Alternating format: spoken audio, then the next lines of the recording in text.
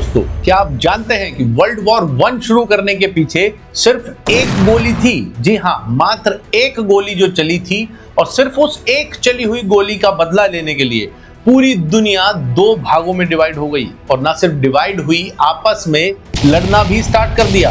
अब आप सोच रहे होंगे कि मात्र एक गोली कैसे इसकी जिम्मेदार हो सकती है, लेकिन ये बिल्कुल सच है। इस एक सिंगल गोली ने ही जन्म दिया पहले विश्व युद्ध को, यानी the story of world war one. कहानी को समझने के लिए आपको जाना पड़ेगा 1867 में, जहां दुनिया के एक बहुत ही विचित्र, बहुत ही अलग तरह का यूनियन बना, जहां दो अलग अलग कंट्रीज यानी ऑस्ट्रिया और हंगरी, जिसको एक सिंगल राजा रूल करता था, फ्रांज जोसेफ द फर्स्ट। बड़ी अजीब बात है ना, एक ही राजा लेकिन दो अलग अलग देश। ये कैसे हो सकता है? तो समझिए 1867 का वो सीन। ऑस्ट्रिया एम्पायर उस टाइम तक यूरोप में एक बहुत बड़ी ताकत हुआ करता था, लेकिन उनकी पावर कम हो रही थी, और हंगरी जो उनके अंडर में था वो फ्रीडम डिमांड कर रहा था। तो एक सिविल जंग रोकने और एम्पायर को बचाने के लिए एक डील सोची राजा ने। उसने उस डील को नाम दिया ऑस्ट्रो हंगरियन कॉम्प्रोमाइज ऑफ 1867, जिसके बाद बना ऑस्ट्रिया हंगरी के नाम से एक सिंगल कंट्री। दोनों के पास अपनी अलग अलग गवर्नमेंट्स अभी भी थी, अलग अलग पार्लियामेंट्स थे, अलग अलग लॉज भी थे, पर बस दोनों का राजा एक था। तो इसको एक सिंगल देश की तरह ट्रीट किया जाने लगा।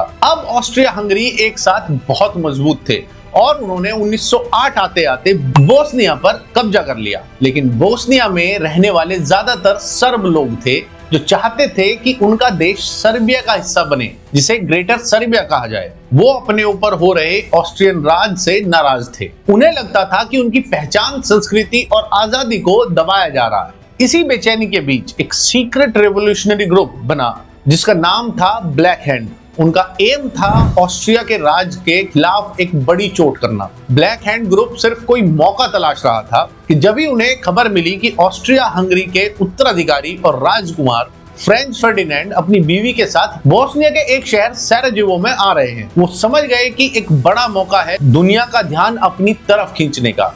अब आयरनी देखिए, फ्रेंच फर्डिनेंड खुद एक ऐसे लीडर थे जो स्लेविक लोगों को राइट्स देना चाहते थे, और ब्लैक हैंड ग्रुप इन्हीं स्लेविक लोगों का बनाया हुआ था, जिनमें ज्यादातर सर्बियन मिलिट्री ऑफिसर्स और एक्टिविस्ट शामिल थे। लेकिन राजकुमार फ्रेंच का नाम ही उनका दुश्मन बना। उनका टाइटल सब कुछ ऑस्ट्रियन ऑपरेशन को दर्शाता था, ऐसा इन ब्लैक हैंड मेंबर्स का मानना था। और जब वो 28 जून 1914 को बोस्निया आए, तब ये डेट भी सर्ब लोगों के लिए थोड़ी ज्यादा इमोशनल थी।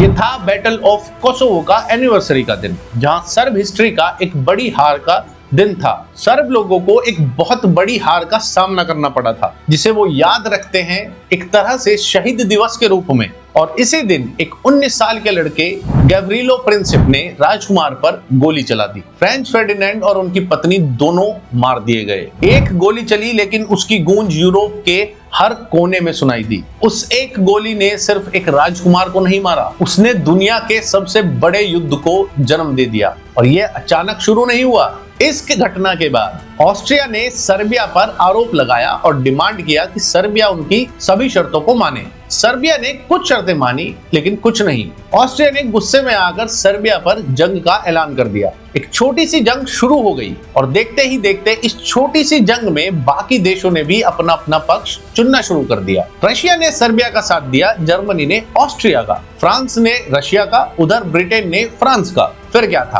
पूरे वर्ल्ड में एक हलचल सी मच गई। लेकिन अभी भी एक देश इस लड़ाई से बाहर था, वो था अमेरिका। उनके प्रेसिडेंट वुडरो विल्सन ने कहा, America is too proud to fight. उनका विजन था एक पीसफुल वर्ल्ड हो, लेकिन दुनिया में पीस तो तब होता जब कोई शांत बैठने को तैयार होता। यूरोप में तो हर तरफ बारूद चलने लगा था। 1914 से 1917 तक अमेरिका ऑफिशियली न्यूट्रल रहा। प्रेसिडेंट विल्सन ने देश के सामने क्लियर स्टैंड रखा, हम यूरोप के कॉन्फ्लिक्ट में नहीं पड़ेंगे। अमेरिका की जनता भी उस वक्त जंग के खिलाफ थी। सब लोग चाहते थे कि अमेरिका अपने इकोनॉमिक डेवलपमेंट, ट्रेड और अपनी इंटरनल प्रोग्रेस पर ध्यान दे। लेकिन यूरोप में हो रही तबाही से अमेरिका अनजान नहीं था।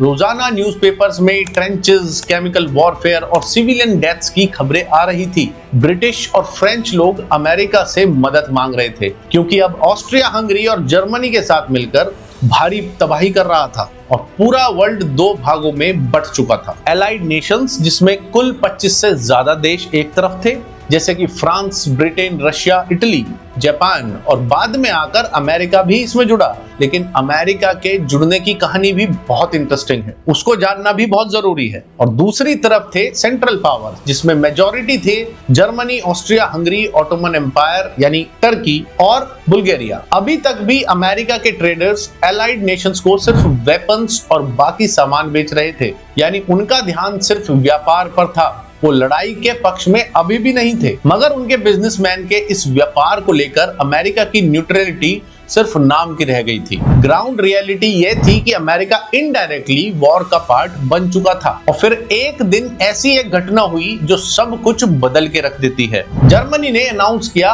Unrestricted submarine warfare. उनका कहना था कि अटलांटिक ओशन में कोई भी शिप मिले, चाहे सिविलियन हो या मिलिट्री, वो उसे टॉर्पीडो से उड़ा देंगे। जर्मनी ने इस पॉलिसी के तहत एलाइड शिपिंग रूट्स को टारगेट करना शुरू किया। 7 मई 1915 को आरएमएस लुसितानिया, एक ब्रिटिश पैसेंजर शिप जिसमें 1900 से ज्यादा लोग सफर कर रहे थे, इंक्लूडिंग 128 अमेरिकन, जर्मनी के एक यू बोट ने टॉर्पीडो से उड़ा दिया। अमेरिका में सदमा सा छा गया। न्यूज़पेपर्स ने हेडलाइंस दी, murder on high seas. Public गुस्से में थी, लेकिन प्रेसिडेंट विल्सन ने फिर भी सब्र रखा। उन्होंने कहा, there is such a thing as a man being too proud to fight. वो डिप्लोमेसी से काम लेना चाहते थे। जर्मनी को वार्निंग भी दी गई। थोड़ी देर के लिए जर्मनी ने अपनी पॉलिसी थोड़ी सॉफ्ट कर दी, लेकिन ये शांति ज्यादा देर तक नहीं टिकने वाली थी। जनवरी 1917 में जर्मनी ने एक सीक्रेट मैसेज भेजा मैक्सिको को। सेंडर थे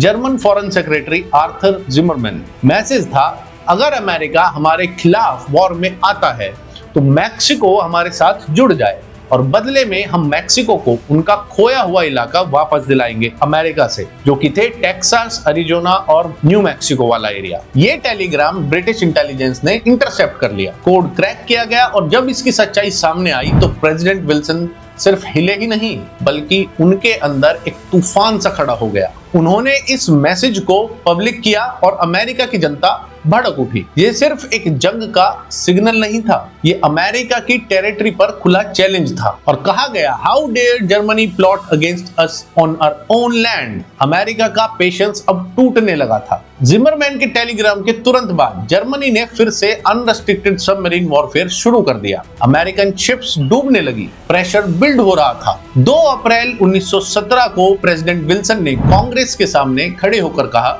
the world must be made safe for democracy, यानी कि डेमोक्रेसी को बचाने के लिए अब युद्ध जरूरी है। और ये बिल्कुल ऐसा था जैसे भगवत गीता में श्री कृष्ण ने अर्जुन को बताया था, शांति के लिए ये युद्ध करना होगा। पर अप्रैल 6, 1917 को कांग्रेस ने वोट किया। अमेरिका ऑफिशियली वर्ल्ड वॉर 1 में घुस चुका था। शांति प्रेमी विल्सन अब एक वॉर टाइम प्रेसिडेंट बन गए थे। अमेरिका के हर कोने में रिक्रूटमेंट शुरू हो गई। पोस्टर्स लगे, I want you for US army. American economy warfare mode में आ चुकी थी और ट्रूप्स यूरोप भेजने का सिलसिला शुरू हुआ। अमेरिकन ट्रूप्स ने जंग में घुसते ही कमाल किया थे। अमेरिकन मोरल हाई था, इक्विपमेंट्स मॉडर्न थे और सोल्जर्स बिल्कुल फ्रेश थे। जबकि जर्मन आर्मी 3 साल से लगातार इस वॉर का हिस्सा थी और वो थक चुके थे। 1918 के एंड तक जर्मनी ने सरेंडर कर दिया। वर्ल्ड वॉर 1 खत्म हो गया। और ऐसे ही एक गोली, सिर्फ एक गोली, जिससे फ्रांस फर्डिनेंड की जान गई, उसने पूरी दुनिया को युद्ध में झोंक दिया। आपका क्या सोचना है कमेंट में बताएं। क्या आज भी दुनिया एक गोली से बदल सकती है? और वीडियो पसंद आई तो शेयर जरूर करें दोस्तों। मिलते हैं ऐसे ही नेक्स्ट वीडियो में, तब तक के लिए जय हिंद।